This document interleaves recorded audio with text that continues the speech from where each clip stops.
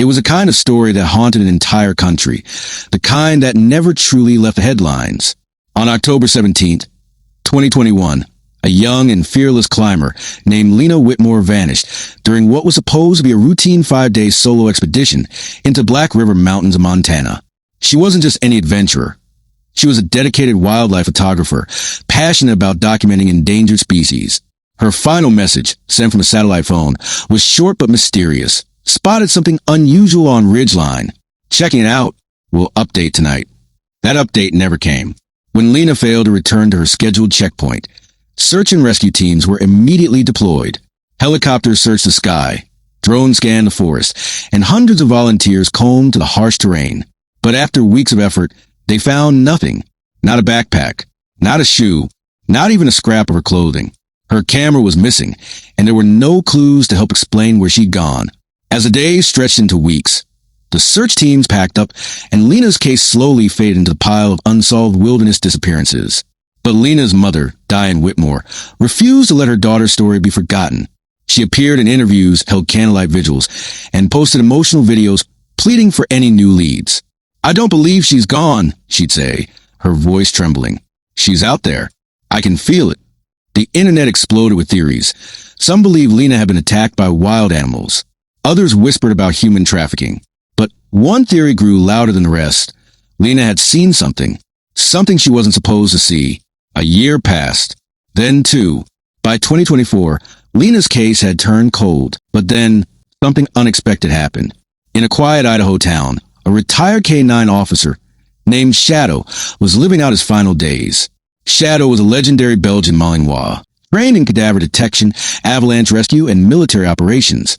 He'd worked with Officer Mike Renner for over 7 years, saving countless lives and uncovering bodies buried deep in disaster zones. Though Shadow was aging, his instincts were still razor sharp. Mike had grown close to Diane Whitmore over the years. They both lived in the same area, and her story had deeply affected him. One evening, Mike visited Diane and said something that would change everything. "Shadow's not done. I know it sounds crazy, but maybe he can help. Just one more time." With Diane's emotional blessing, Mike and Shadow returned to Black River Mountains in the spring of 2025. Snow still clung to the ridges, and the forest was quiet. Almost too quiet. The original GPS coordinates from Lena's satellite phone were still marked. On the third day of the search, Shadow suddenly froze. Ears up, eyes locked, nose twitching. And then he ran, faster than anyone had seen him move in years. He led Mike's team through thick brush, across a stream, and into a secluded grove of forest that had never been searched. Then Shadow began to dig. What they found sent chills through the entire crew. A torn backpack, a camera, muddy but intact, a weathered notebook with the name Lena written inside, and a shredded jacket, partially buried beneath leaves. But the most disturbing part? There was no body. They rushed back to base and recovered the SD card inside the camera.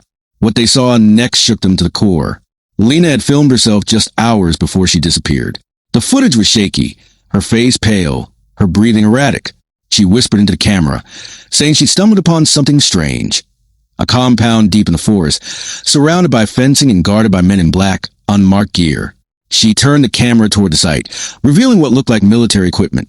Drones, solar panels, antennae, and tents camouflaged into the forest. "This isn't on any map," she said. "I don't think they're supposed to be here." Suddenly, a voice off camera shouted, "Hey, you're not supposed to be here." Then the screen went black. The footage was immediately handed over federal authorities.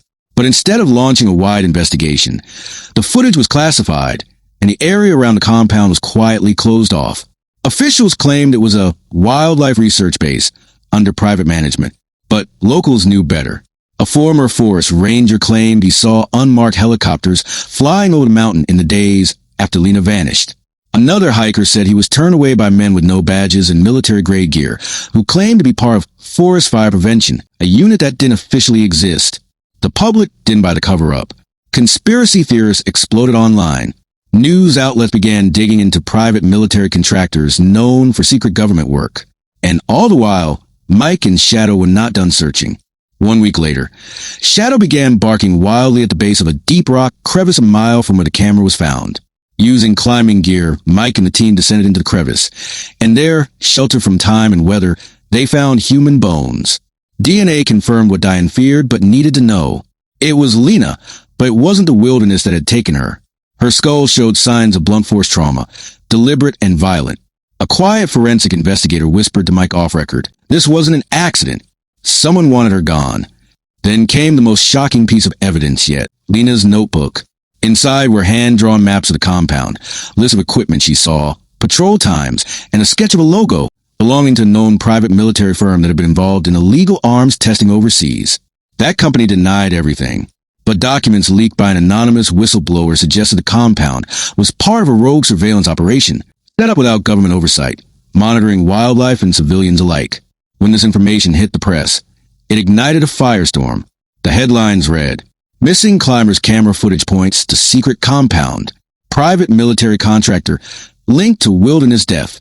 Retired K9 uncovers truth buried in the mountains." Shadow became a symbol of loyalty, truth, and justice. He was invited to Washington, D.C. He received a special commendation. Lena's story was featured in a Netflix documentary and later dramatized in a primetime miniseries. Diane finally had answers, but not closure. Months after his final mission, Shadow passed away peacefully in his sleep. He was buried near the trailhead where he'd first caught Lena's scent, his paw resting on a copy of her notebook. A bronze statue now stands at that trail, honoring them both.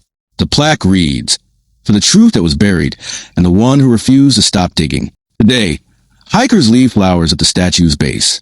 Some say they still hear barking echo through the canyon at night, like shadow spirits still searching, still watching, still protecting. Because in the end, it wasn't just about one girl's disappearance. It was about secret silence and the power of a dog who never gave up.